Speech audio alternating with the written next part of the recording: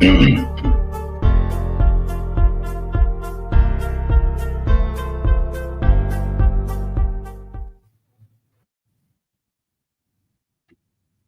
guys, welcome.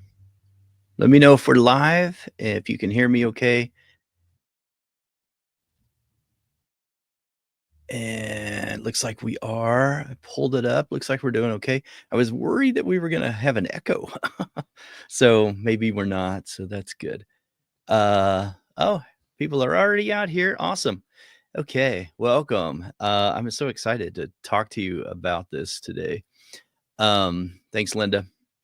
So this is like a recurring question that I get all the time is how can you determine these skin tones, right? How do you figure out uh, how to distill this down into we come from 72 to 100 to 150 pencils. How do you get that narrowed down to the skin tone?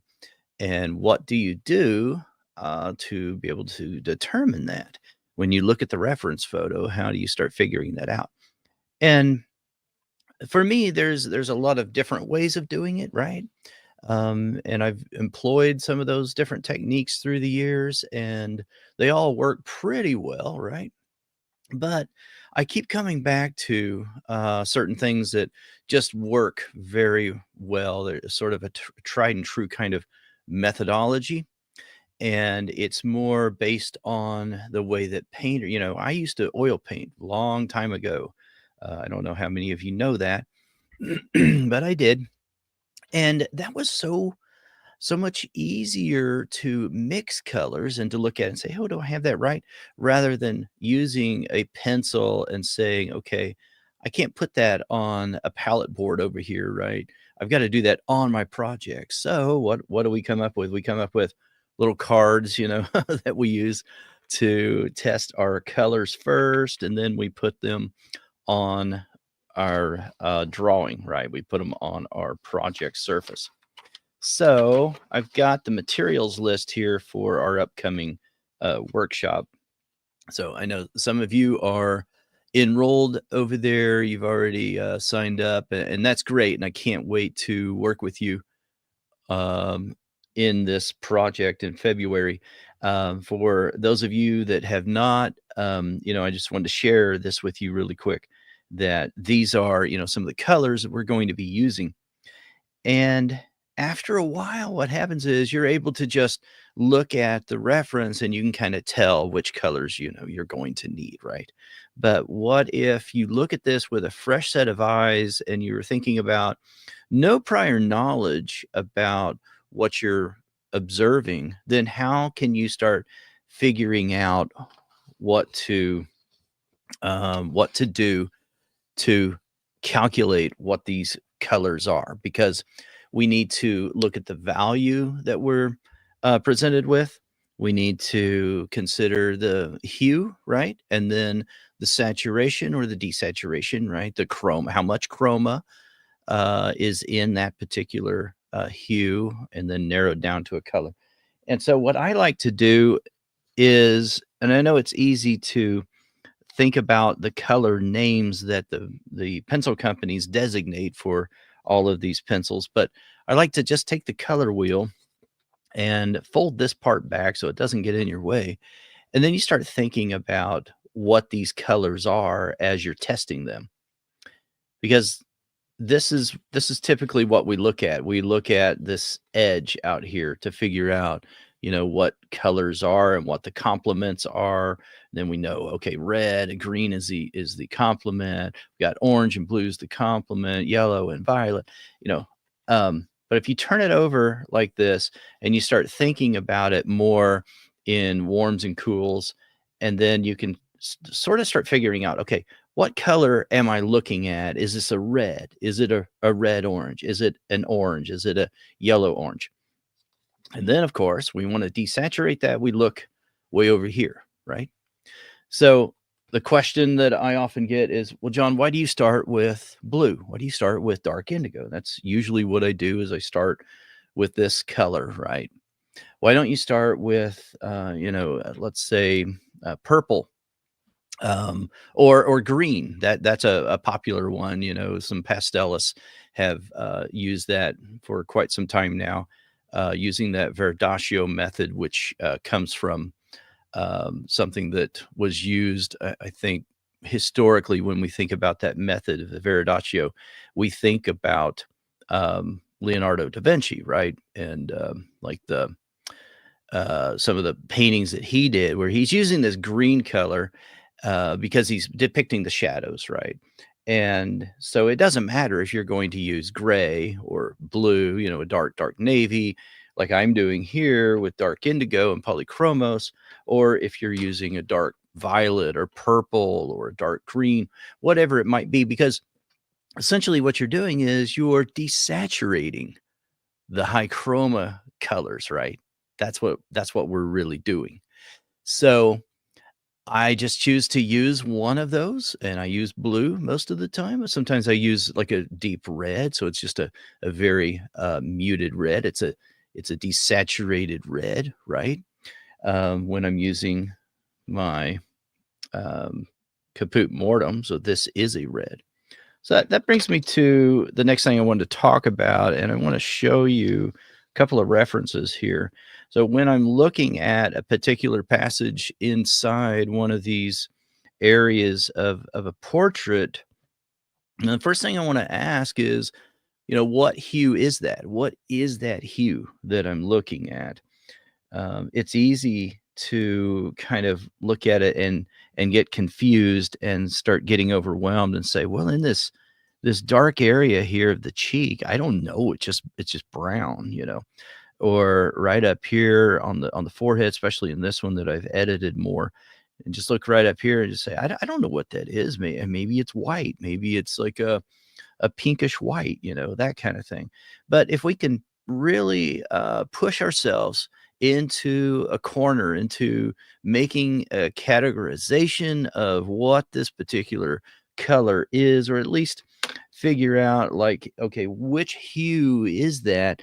Then if I pull this back, I'm guessing a lot of us have this little pocket, the little color wheel, and I just go to the bag and just pull that away from everything so you can see all of these colors as they start to desaturate. And if you put this up here and you look at it, and you may need to squint your eyes a little bit, but just keep in mind that this is not a pure hue, or it's got some desaturation going on in there, and it's also has some tint to it, right? So it's getting away from any kind of true color, but it still is it's within one of these hues. So if I go over here, I could start there and say, is it violet? Well, no, it's really not violet, right? What's it closest to? You don't have to look at the far end here at the most saturated color, but we can move in just a little bit and say, okay, is it closer to this or closer to this? Is it closer to this or closer to this? And I think that given maybe these three, if I'm looking at that it's probably closer to this color, right? So it's a red. That's what that tells me. Now, if I keep moving in, though, I'm desaturating that color, right? I'm giving it its complement, which is green, and so it becomes a little muddy, right? So look at that color now. That these two right here will get me closer to a shadow depiction, right? So if I come over here, maybe I can, let me see if I can zoom in just a little bit here. Come in there, and I can think about what this color is in this section right in here, maybe right there. I can look at that. I think it's close to that, right? So we're still within red, right? So take a look at our Caput Mortem color, and it might be hard to tell right there. Let me grab one of these strips, but I can come in here, put that down. Let me zoom in. And we should be pretty close to that red color right there. Now, that might be easier to see if I zoom in on it. We're even kind of over in that area, right? So hopefully that makes sense, sort of a reddish orange. And we know all skin tone is a mix of most skin tones, I should say, for the majority of skin tones is a mix of red and yellow, right? And there's variation within that, but you can start with that kind of base color. So that gets us a little bit closer, right?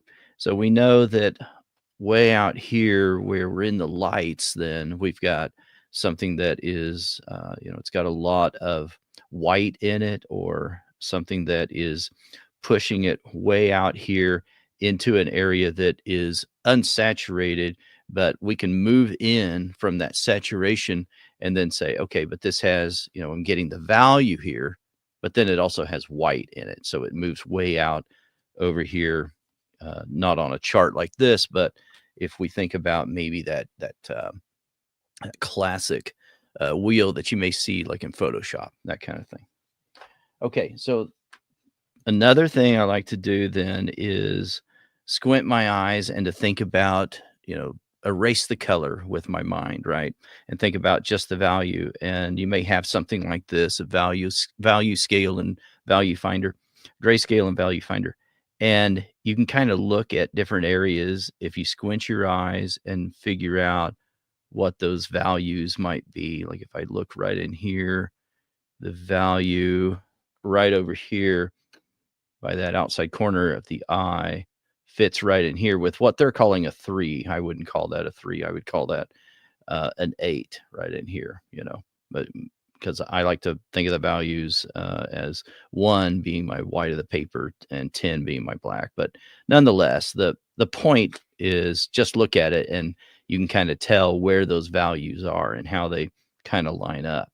So then if I come down here, keep squinting my eyes, this value is closer to this one rather than that one. So we're not dealing with just one value and one color in the skin tone. We're dealing with this variety because of these gradations and how they move. So hopefully that makes sense. If you have any questions, you can ask those in the chat. Would love to hear those. So I've got another version of my same model here, and grab this card, put it over here. I'll let this go right there. So if you can tell probably by looking at this, when you compare it to this one, that there's more, let me zoom back out, there's more orange, more of our orange color and warm tones in this version of this edit for this model. Same model, right? But you can even tell by the background, I didn't change the background. This is more of a yellowish orange, and this is more blue in the background. So we can have that kind of variation. Now, however you want to depict your portrait, I mean, when you look at it, you can say, okay, I want to follow that, and I'm going to make that a little more orange or a little more, towards the red orange area on the color wheel. Nothing wrong with that. I just choose to, make my edits whenever I'm looking at the reference. And sometimes you can just do this in your mind. You don't have to edit it on the photo per se, but I just choose to make them a little less warm so that I get away from the color orange. All right. So here's what I want to do. I want to kind of put this into practice and just pick a feature here. And if you have a preference on which feature we should draw, then you can type that in the chat and let me know. I was thinking maybe the eye or the nose. Actually, let's do this. Unless there's a strong preference, I'm just going to go ahead. I'm going to go ahead and do the eye. I'll grab some tape here, and I'm just going to tape this. So I've got a card here of pastel matte, and so this will give us some information down here on the cheek as well. So we'll put this into practice. and I'll show you exactly what I'm talking about. And if you're new to colored pencil, and let's just move it in like that. And if you're new um, to drawing, then hopefully this will help a little bit. And if you do have questions, then please let me know. I rubbed that tape on my jeans so it wouldn't stick a whole lot. It has a tendency to just stick and then peel up anything on my printout there if I don't do that. Okay, let's do that down here. Get some tape on this.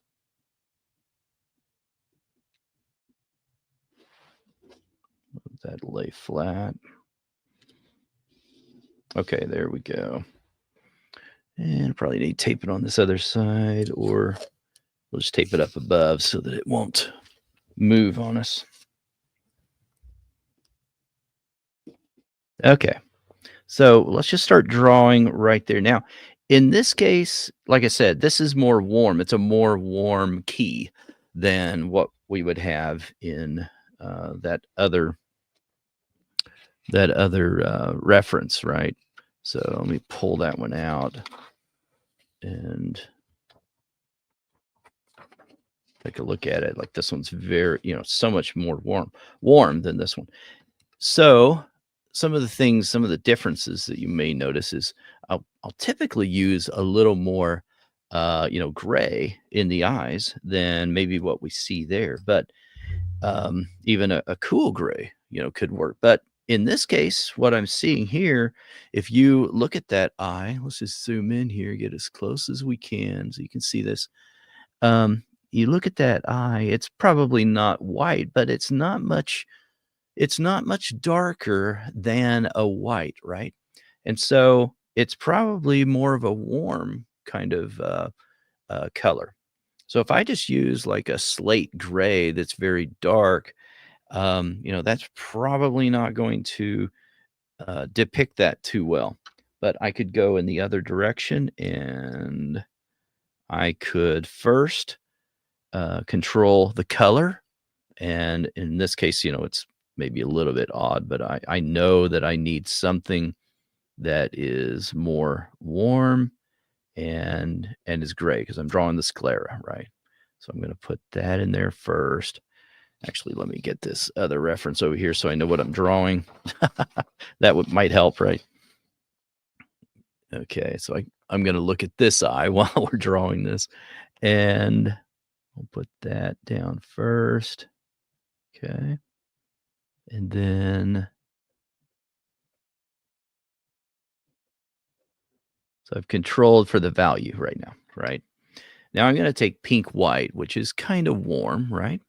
And I'll put that right on top. I think this will probably work. Yeah, not bad. Not not too far off, I don't think. So pink white, I've um, added more of a tint to it. But what is pink white? It's a red, right? We would call it a pink, right? But it's, pink is something we made up. Let's see here. Sandra, hi from Quebec. Your studio lighting seems to be muted. I have my laptop to highest brightness, and you seem low in lighting. Okay. Um, Hopefully not. I'm sorry about that. Is everyone having a problem with that? Let me see what I can do, Sandra. I don't know. I can turn one light around here, see if it'll help a little. I don't know how much it'll help, but it might help a little bit. We'll see what happens here. Does that help out a little bit? Maybe. I don't know. Apologize for that. If I can see it just fine on my monitor there, but if that's creating a problem. Linda says seems fine to me. I apologize for that, Sandra. Okay, so we're gonna have to go on though. So you can see that now it's a little bit closer, right? So we've got a pink on it. Now, you may look at that, and if we want to be real exact and just do color matching on that, I'm fine with getting close enough, with getting it kind of to that spot, right? But I can come in here and put more pink in there. So I've got a pink color, right? So another muted kind of red. This is going to push that in a red direction. Okay. D says, yes, it is low. You guys can't see this? Does it just look like nearly black or something? Sandy, Dr. Sandy Davis says yes. Not sure if that is yes to seems fine to me, or yes, it is low. What D was saying. I don't know. Should we stop the live stream? I'm not sure, guys. I'm trying to figure out how to correct it for you. Okay, so now it's a little bit Snickers and Ruby says paper looks grayish. Okay. I've got a mix here. It looks good to me, seems fine to me, and, and all kinds of stuff. Okay, so I'm gonna have to just keep going, guys. It's not gray paper, but it's not pure white either. Okay, so it's not a white paper. It's called white, but it's not. You know how that goes. This is pastel matte, so it's not. It's like a bone white. It's not a bright white. Okay. All right. So we'll go on to some other colors, and maybe it'll change in the way it looks for you. So sorry if Deb says it's hers is fine. Yes, it's fine. Mine looks fine. Let's see. It flashed whiter when you moved lights. Oh yeah. Yeah, because I changed the light so that it would be a little more intense. Okay, I'm going to put these eyelashes in so we can get a shape here, okay? So apologize for the difficulties that some are having. I'm not sure how to help out anymore with that, so I'm sorry about that. Okay, but I will keep going, I think. On D's recommendation, I will keep on going. Okay, here we go. So I've got a darker value. So I've got the eyelashes in here.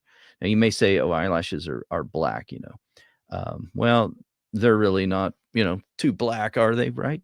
If we look at our own eyelashes in the mirror, you'll probably see that borne out. But so I'm using this warm earth 70% right there. So it's kind of a reddish color again. It's sort of a brownish color, right? So I'm going to do something I normally never do, which is put the eyelashes in this early, but we're going to do it this time since we're just doing a little demo here. Okay, now what about this skin tone? So what are we going to do with that? Well, again, this is a red, especially on this rendition, this particular one, right? And if I come in here with red, that's going to look kind of funny, right? If I come in here and just put red in here, although that is the color, just a very saturated look of the color. Hopefully this looks red to some of you that are seeing this as real grayish. I don't know, but this is anthraquinone carmine is what this is, 580 in luminance. It's on the materials list. I would be curious on what this color is actually looking like for some of you. But I'll go ahead and put this in here, okay? Because we can start out with a very saturated color to begin with. And then we can control the value and we can control, get these pencils out of my way. We can control the value and we can also control the saturation as we continue to mix the colors together, right? Our mixing goes right on the project. And that's, both I guess a blessing and a curse as a colored pencil artist, because that's what we have to do, right? We have to do it that way. Okay, so now I'm going to put something down that is closer to what we would maybe call a red color that is very desaturated. and it has a lot of white in it. So burnt ochre, 10%. If you take a look at this color on this surface, grab a strip here, put my strip up here. Let's come right over here. We were using a moment ago. Okay. Right up there near the forehead, that looks kind of close, but it's a little more muted and desaturated with that red in it. May help it quite a bit. So that's what we're using here. Let's see what that does now.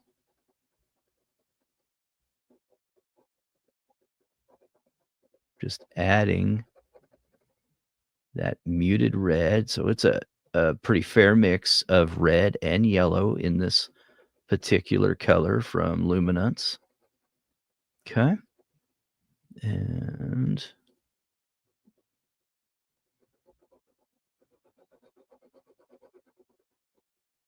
I turned my camera off, didn't I? I'll turn my camera back on here. There we go. Okay. And let's see. And then as we get closer to that outer corner, of course, we're going to have a much darker value over there. Okay. Now, you may look at that and you may say, well, John, that's a little bit, um, dark, right? That value is a little too dark. So let's come in here with pink white again. And we could use, a different color, but I'm just going to stick with this. I'm going to try to limit the palette as much as possible. And it's always a good rule of thumb. Limit that palette as much as you can because it will give you more control over the color choices.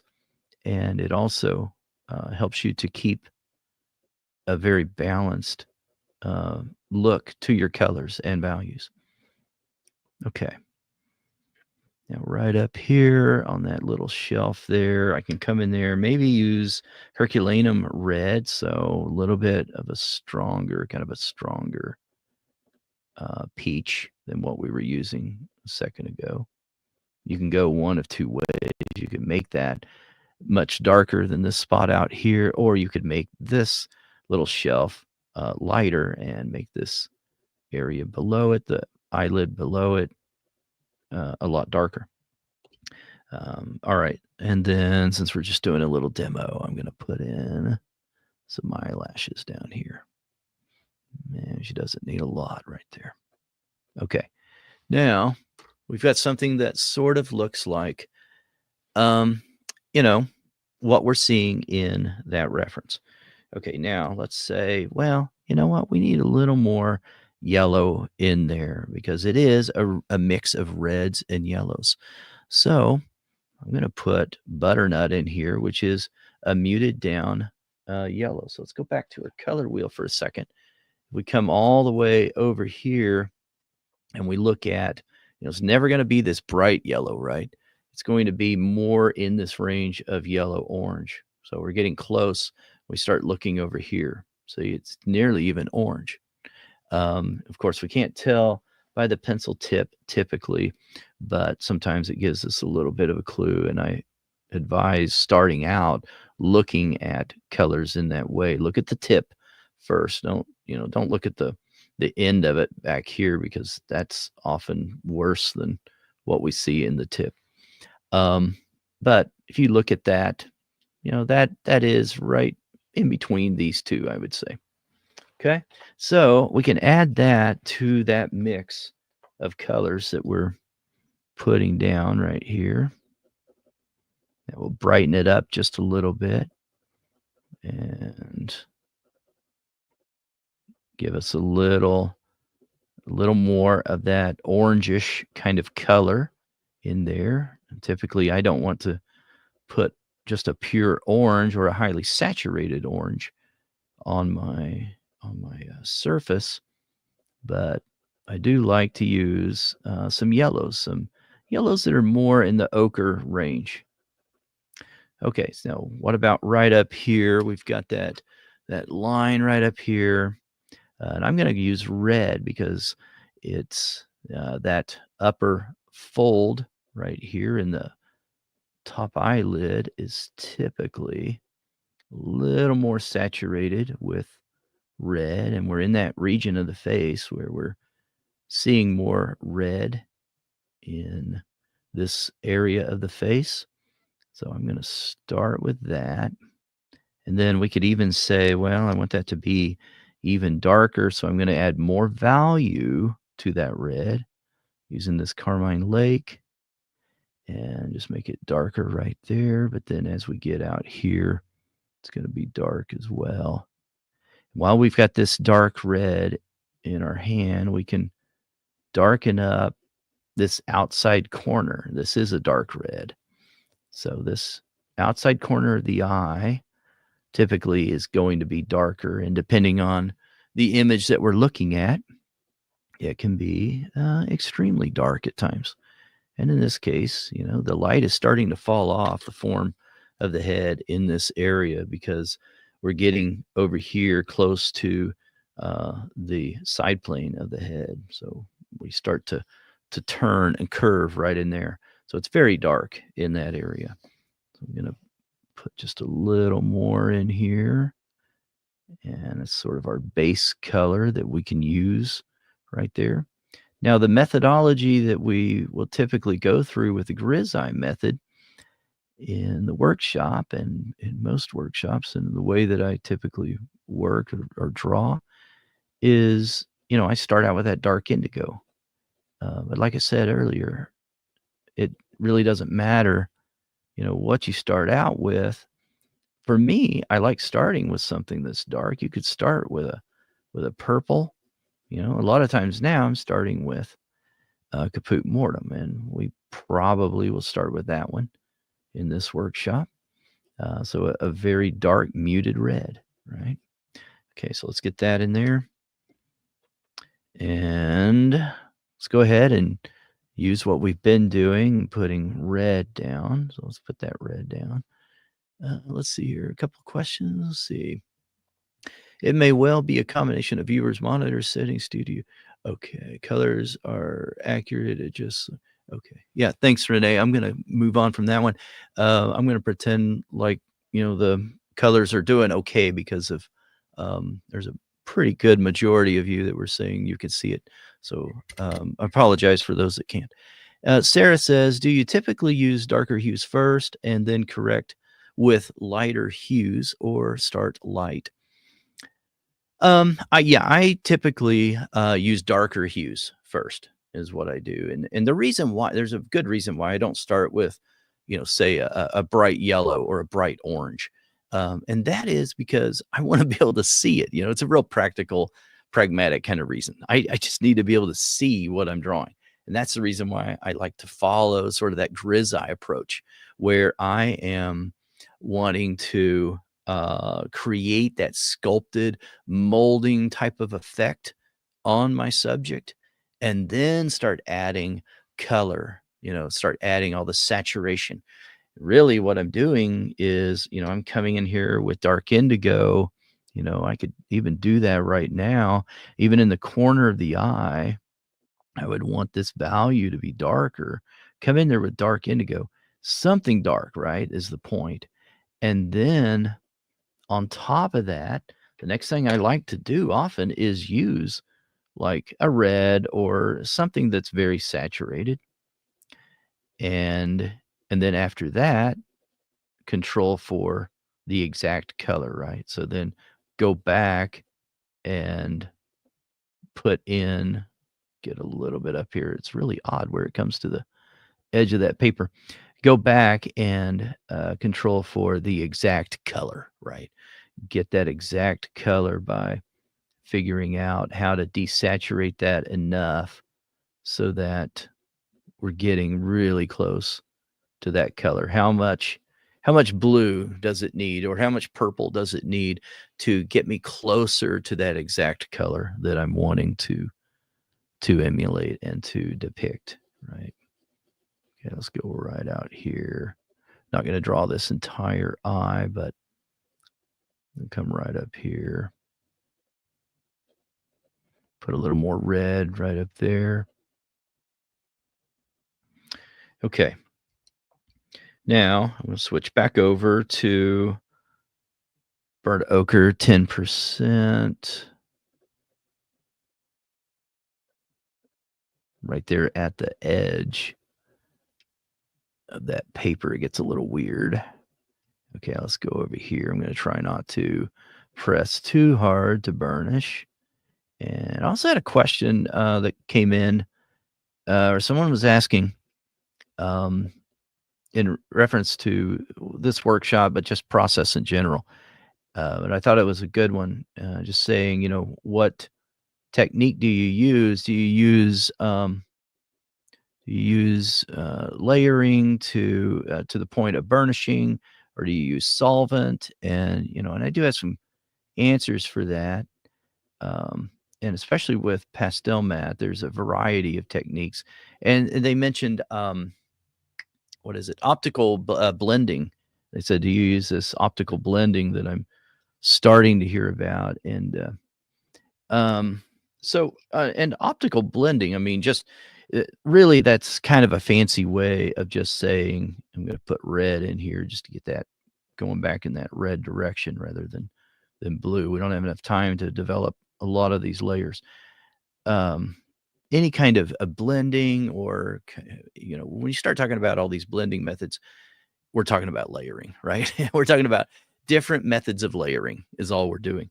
And if I don't burnish, then I'm naturally going to see, and that's what optical blending is. You're looking at it with your eye and you're seeing those colors because they're semi-transparent. So you're not burnishing. You're able to see the layers is all you're doing. So instead of, grabbing the green, I'm using blue and yellow, which is typically what we do anyway in colored pencil, and we layer that together to create a very rich and vibrant green, right? So let's go back in this direction with more red, and you can come back and say, you know what? I need even more of that reddish color, but it's getting dark over here, so I'm going to add purple.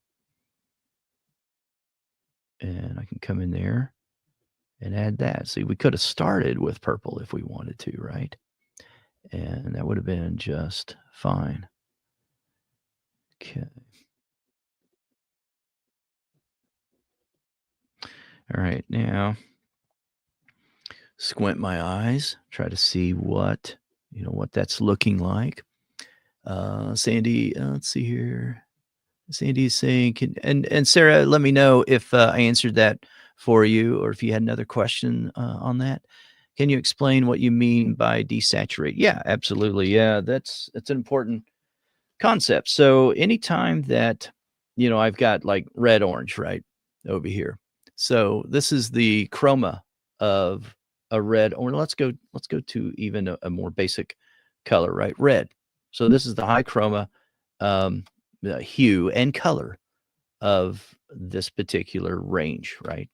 So as I add green, it's the opposite side. As I add green to this, then I'm getting closer to a desaturated or a muddy color, right? Something that becomes gray if I go all the way in that direction, right? If I keep doing that, if I do that with red and I add green and I take blue and I add orange and I take green and I add red and I keep doing that, I'm going to come up with gray or black, right?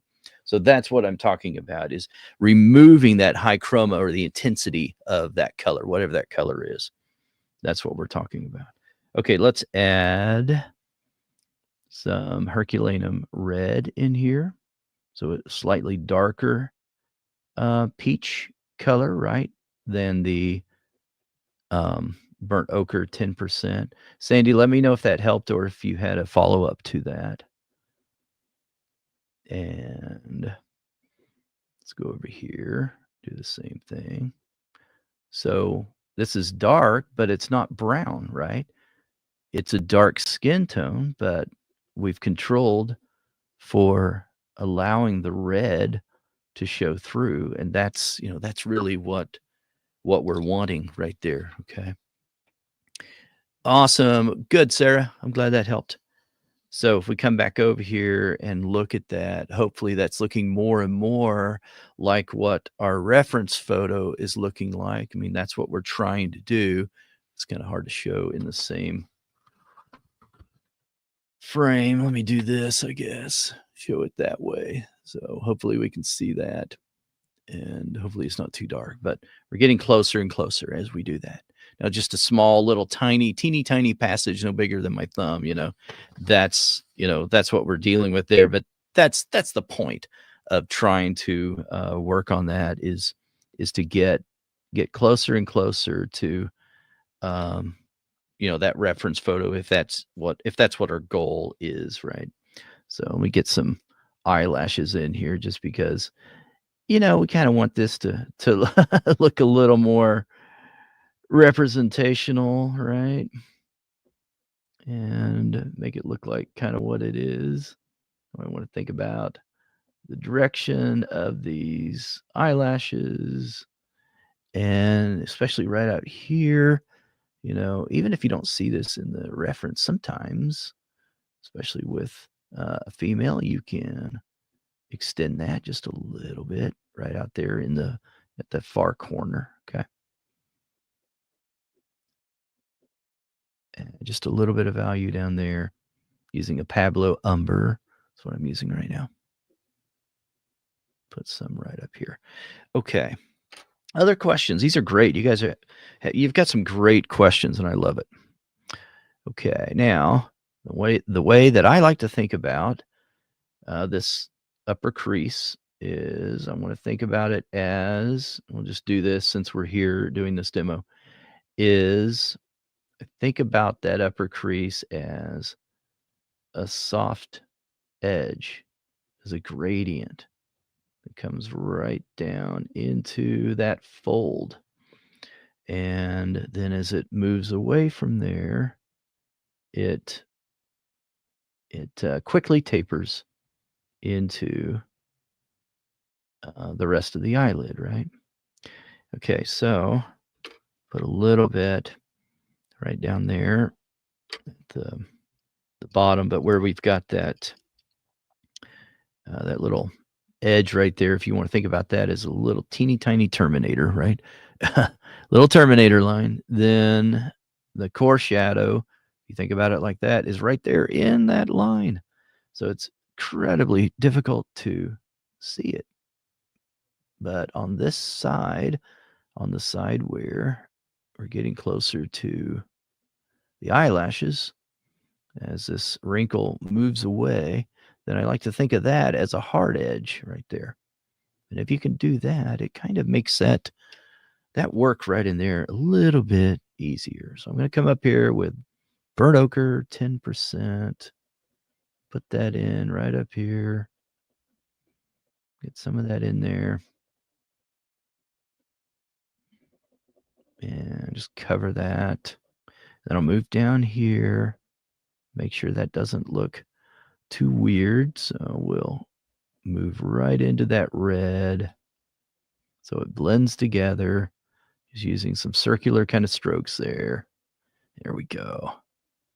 And as we move up and we get closer to the eyebrow, then it becomes often a slightly lighter passage in our portrait. And certainly when we get over to this edge over here, as we trail down into this spot where we're getting close to the side plane of the head, then it gets very dark over there, right? So let's move this back up. Put more of this dark value over here. Okay, and then I'm going to switch over to Herculaneum Red and use that to depict this darker area. Now, obviously, I know you guys know this, but it would take a lot more time to develop this more so that it becomes a little more, realistic and lifelike. And we could go up here and let's just account for a little bit of those eyebrows, one of the easiest things, right, about the eyes as far as color is concerned, right? So, uh, the thing we have to think about with eyebrows um, is those values and then the structure and some of the direction and flow of the hairs in the eyebrows. Okay, uh, I'll come in here with Herculaneum red because it's going to be, a little bit darker as we move into the eyebrow. So there's a soft transition up here, but then there's a hint of some shadow up here in the eyebrow. The skin starts to look darker in the eyebrow, so we'll do it right there. Just make it a little bit darker right in there. And I'm going to come on this side with burnt ochre 10% because of that brow ridge. It's often just a little bit lighter, although because of the lighting situation here, it is pretty dark up here. So I'll put some Herculaneum red right up there. We'd have to draw the rest of this face, though, to really develop that into what we would call representational, right? Let's see here. Sarah says, "What pencil sharpener do you use?" Well, funny story. Most of the time, I use the AFMAT pencil sharpener, but the one I was using tonight, I usually have a couple of those. Didn't stopped working on me, and so I need to charge it. Is the reason. So I went to my School Pro, and I also used. Let's see, for this purple one, I used the oh, what is it? It's the Derwent Long Point, which is one I used to use a long time ago. I like it, but it takes like 5 hands, to sharpen a pencil, and I just don't have that much time usually. I just wanna get the pencils sharpened quickly and move on and, keep working on my drawing rather than working on sharpening things, but it's a beautiful pencil sharpener. It's wonderful. But the AFMAT sharpener that I use most of the time, Sarah, is this one right here. It's this one, the AFMAT. Um, I could give you the model number. It's also on my website under resources, and it's under there. It gives you the exact link if you're interested in that. Okay, let's go right out here. We're getting into a longer area of the drawing, but hopefully that kind of makes sense. I wonder. Let's see. Let's put that little wrinkle right in there. How far does that go? Not real far, not terribly far, but we can put a sense of it right there, just a little bit, just to show that. Okay. Other questions? These have been great. Um, and I apologize again for the viewing issues that some seem to be having. I wish I could control that a little bit more. I suppose maybe I did a little bit. I'm not sure, but yeah, now it's a matter of back and forth, right? So when we start working on the drawing, we start just layering, right? Just start building up the layers of color. Then it becomes a chore of, okay, I want to evaluate where I am. When I look at this now, let me zoom back out here a little bit. Okay. And when I look at it, I want to ask myself, okay, what do I see here? Do I have enough yellow in here, or does it need more red, or does it need more blue? Or ask yourself these questions. D says, "Learning a lot, John." Oh, thank you. Good and looking great. Thanks so much, D. So those are the things that I want to ask myself. And let's put a little more now that I'm looking at it zoomed out a little bit more. I just want to put a little more right there. Not make that so dark right there.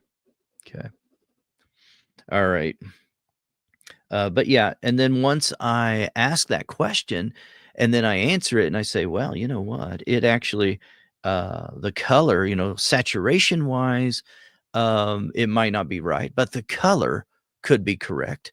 Now, what I want to do is account for, okay, what does it need? Does it if it needs to be a little desaturated, if it needs to be, needs to be a little bit darker or a little bit lighter, maybe I need to add white to it or pink white. Or one I really love to use is my ivory in polychromos. That one can just add so much. Like if I wanted to lighten up this little shelf up here, which I think is a great thing to do often, depending on the lighting scenario, I could just come in there with that color and voila, I have just shifted that just a little tiny bit. Same thing up here. I often like to see a little bit of a reflection. Even if your reference doesn't have it, it still looks good a lot of times. Have a little bit of a reflection right up here on that upper eyelid, right up there. Just adds a little level of realism that uh, that works. It just works often. And now we've got more of that gradient, that shift that is just so subtle right in there. Michelle Young, let's see. I know you have a list of pencils you recommend, but do you use luminance on pastel mat? Do you use certain brands on certain papers? Yeah. So yes, I do use luminance on pastel mat, but I use just about every pencil line on pastel mat. So I use Pablo's quite a bit, but mostly polychromos and luminance on pastel mat. But I've also used, Derwent Lightfast a little bit on pastel mat, and Derwent Drawing. Like that's part of this particular portrait. This time, the portrait study we're going to be doing in the No Stroke Left Behind of Olivia. So as far as, certain brands for certain papers, yeah, I like the reason why I like pastel mats so well is because I can use just about any brand of pencil on that surface, and it does exceptionally well. Um, I would say that often, the process or the layering of certain brands, like I like to alternate between polychromos and luminance or polychromos and some type of more waxy pencil on pastel mat. But then if you switch over to Stonehenge, let's say, to build up those initial layers to sort of get rid of a lot of that grainy tooth on other papers and pastel mat included, then I still like to alternate in the early stages of the process of rendering and start with polychromos because it's so fluid. It's just a beautiful pencil line to smear around and then start alternating with a wax-based pencil.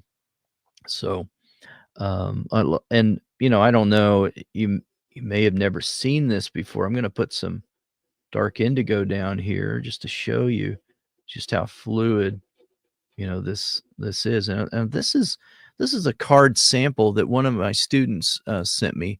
I've had several students send me samples of their pastel mat that they felt was unusable, and I've used those papers that they sent me for projects in workshops, and did quite well. I mean, they were totally fine, So um, if you're getting that pastel mat, that is a little rougher in texture, you can still use it.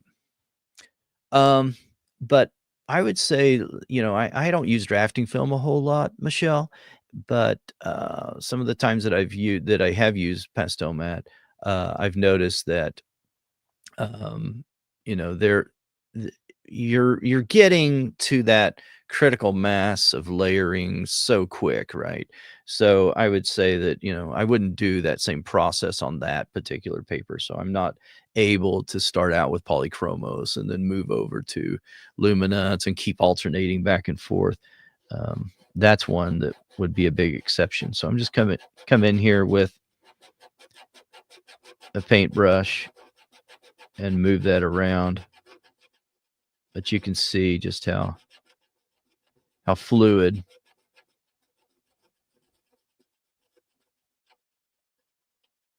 that pigment is. And that's one of the reasons why I love this particular surface. And you can do that on sanded paper as well, like Lux Archival or UART 800 or 600 works really well. So Linda says, "Are you going to put the freckles on?" Oh yeah, absolutely. That's that's one of the fun things about this particular model, right? Yeah, I can't wait for that. That's going to be great. So anyway, I hope that that helps a little bit. But you know, let's do this. I want to move down a little bit. And now that we know the colors, and this is what I want to encourage you to do is as you look at colors, like we're looking at, for the most part, we were using butternut and pink white, and we were using Herculaneum red and burnt ochre 10%, right? But as I look at those, this is what I want to encourage you to do is think of them as what they are. Like these are reds, right? This is a yellow or an ochre. This is a red, right? It's a pink, it's a red. So you categorize everything in that way. If I put blue in there, let's say I wanted to use like cobalt blue, this is a blue. So don't think about what these designations are by the pencil companies themselves. Think about what they look like. If I'm using violet gray, right? This is a red. It's a very desaturated red, is what that is. And that's what we used in the eye. But we came up with something that I think is a little more representational than just grabbing a white pencil color, right? Now let's look at, for just a moment before we go, light or yellow ochre and light sienna in Derwent drawing, one of the best pencil lines that there is that people just don't talk about a whole lot for whatever reason, but it's one of my favorites. Let's say, I wanted to use that over here. So I already know this is a red, right? I want to categorize these in ways that alerts my mind about what I'm doing, what I'm trying to accomplish. Okay, so I'm going to put that down here. Now it's got more yellow in it, I think, than some of the luminance colors, flesh tones. I was going to put this yellow ochre rather in here, but you know what? That's going to be way too yellow because that color, this particular red, right? If we want to use that methodology, thinking about light sienna as a red, that's what that is. Sienna is a red. It has more yellow in it, though, than what I've got here in some of the luminance pencils like Herculaneum red, for example. Okay, so what do I do about that? Well, I can go back to a very saturated red and say, you know what? This is way too yellow. I want to ask myself, is it too yellow? Is it too red? Is it too blue? Is it too, what else? Is it too green? Let's say. But ask yourself those questions. Well, I can put red in here because it's too yellow. That's the answer to my question. It's too yellow. So I can come in here and put red. Michelle, thank you so much for your informative answer. Oh, you're welcome, Michelle. I'm glad it helped. So I'll put red there, very saturated red, right? And yeah, I can't wait to put the freckles in here. That's going to be icing on the cake, right? Okay, so that's getting us a little bit closer. But you may look at that and you may say, well, John, that is just a little too dark. Value-wise, it's a little bit too dark. If you squint your eyes there a little bit, I would say it's a little bit too dark. Well, keeping with the palette that I've been using, let me see if my sharpener is working now. Oh, it's working now because I started charging it. So it's doing better anyway. So I'm going to come in here now with pink white. Go right on the top. I'll do that right here. Now I'm also going to use my ivory. I'll use ivory down here and show you the difference here. Ivory's adding just a little bit more yellow though. than what I've got right up here, right? But you know what? It's only one layer, right? All those bottom layers are influencing this top layer. So I come back in here and I'll put more pink white even on top of my ivory.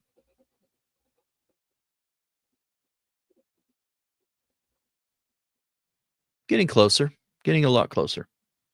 All right.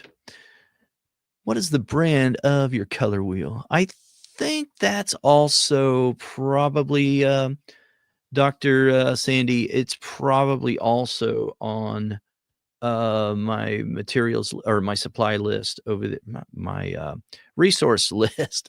So, which has all the materials that I use. I think it's on there, but let me look. Let me see if I can tell you that. I think this is just the classic one that you can find in like any craft store or on Amazon. I don't see a brand. It's just called the Pocket Color Wheel, though. It's a great little tool. And if you flip this up, you can get a better look at it. And I've got a great ginormous one around here somewhere. I don't use it all that often anymore, but when I'm teaching live classes, often, I will use that because I think it's so helpful. But I can come back in here now with burnt ochre 10% if I get that way too light and just go on top of that. And we didn't even introduce pink in there. It's like we could go to a color designation from the pencil brand itself and grab a pink, right? And use maybe beige red in polychromos or something like that. And that'll get us a little bit closer there. We could also come in here with oyster, which is more of a pink color. So, all right. I'm going to go ahead and wrap it up here, guys. Any questions that you have now related to this? We've got a lot of, oh, you're welcome, Sandy. We've got a lot of colors, on this list. And like the lavender blue, I can't wait to use that on this portrait. But I will tell you, and hopefully, maybe you already know this, but this is the reference that we're going to be using in the portrait workshop of Olivia here. But I will tell you that some of these pencils, you know, we may only use a little tiny bit, and then for the hair, obviously, we're going to be using more of those brown colors, right? So Sandra, thank you very much for this. Looking forward to starting. Awesome. Yeah. Congrats for getting in on the workshop. I'm so excited that you're going to be part of it. Yeah. Congratulations to all of you who got in on that sale. And there's a little bit more time left. We're going until midnight. So there are a few seats left. If you go in there and you try to purchase, but it reverts back over, then you're not able to purchase, then no worries. That just means we're full and you can get on the wait list. Just email me and let me know you want to be on the wait list. And, we'll get you in there. There's my email. I'm sure you all have it, but just in case, that's my email. And you can email me and say, hey, John, I went in there, tried to purchase, wasn't able to do it. And I would like to be on the wait list. Uh, awesome. Thanks, guys. I appreciate you being here very much. And yeah, I can't wait to start the workshop. It's gonna be fun. And it was great to see you guys out here. Have a wonderful night. If you watch football tomorrow, then cheer for the right team. I'm just kidding. We're at the playoffs. I'm just excited about a couple things there, but I'm more excited about this workshop. And if you've got any specific questions about any of these colors or the techniques that we talked about, I know this was very high level surface kind of thing that we just ran over very quickly. We go a lot deeper in the 20 to 30 hours that we spend together inside the workshop. So I can't wait to do that with you. Okay. Talk to you soon. Have a great night. Bye-bye.